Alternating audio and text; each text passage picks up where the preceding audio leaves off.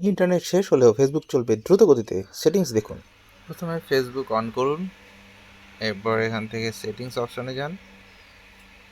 Settings অপশনের নিচের দিকে স্ক্রল করলে এখানে দেখতে পাবেন মিডিয়াতে ক্লিক করুন।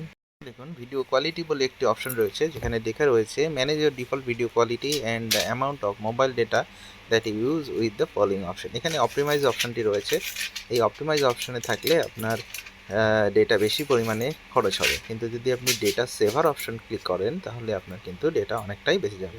এরপর রয়েছে অটোপ্লে অপশন। এই অটোপ্লে অপশনে আপনি যদি on mobile data and wifi করেন তাহলে কিন্তু আপনার ইন্টারনেট খরচ হবে। অনলি ওয়াইফাই করলে সেক্ষেত্রে ওয়াইফাইয়ের থেকে